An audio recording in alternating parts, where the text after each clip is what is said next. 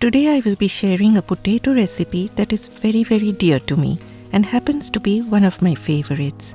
This is my dad's recipe, which according to me is the best potato recipe. I mean, that's how I feel. Namaskar and welcome to Curries with Bumbi. Heat a pan over medium heat. Add 4 to 5 tablespoons of oil.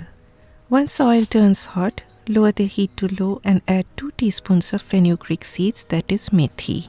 Remember, the oil shouldn't be smoking hot, as then the seeds will burn and the whole dish will turn utterly bitter. Once the seeds turn a little darker or deeper in color, in goes the potatoes. I did not boil the potatoes, and my dad believes that not using boiled potatoes makes this tastier, and I'm following whatever my dad said. I just peeled and washed them and then patted them dry with a kitchen cloth before releasing them in the oil. Fry the potatoes on medium heat till they get these little spots of browning on them. See how some of them have got that little blush of brown? This is when I added thinly sliced onions. Now fry the potatoes along with the onions on medium-high heat till the onions turn a little brown in color. Now you must be thinking whether you can use regular potatoes. Sure you can, but it comes out really delicious if you use baby potatoes like this. The onions have started to brown up now, so lower the heat to medium, and next goes a teaspoon of turmeric powder and a teaspoon of Kashmiri red chilli powder, along with 2 teaspoons of sugar and chopped tomato. Now if you're someone who is getting really annoyed by the sight or sound of sugar, just leave it out. It's your kitchen and I'm not watching over you, so please do not come after me for adding that little bit of sweetness. When you see the tomatoes starting to break up, add a splash of hot water and stir. Then add salt to taste and again a splash of hot water and stir.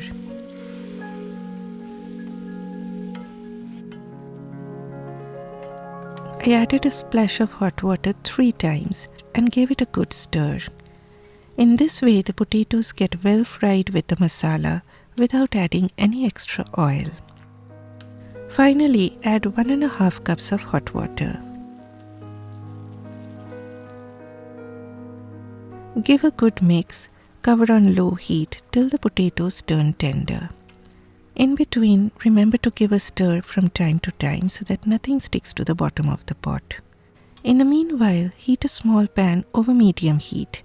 Then lower the heat to medium-low and add a teaspoon of cumin seeds, that is jeera.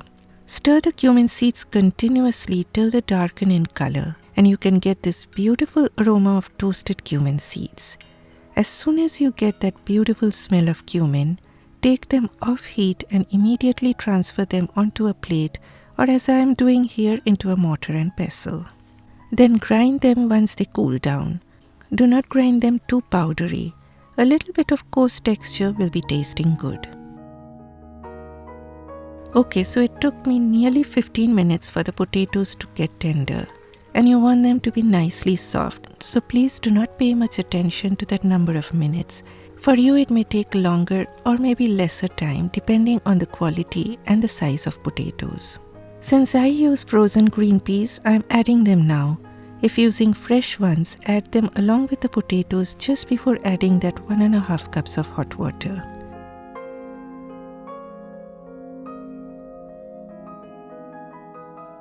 I did add again just a splash of water as my family doesn't like it to be too dry. And my dad taught me this to break some of those potatoes at the end, and this will help in thickening up of the gravy.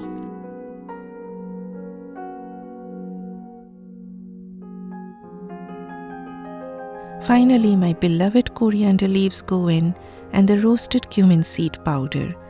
Roasted cumin seed powder is added at the end so that you do not lose any of its bold roasted flavor.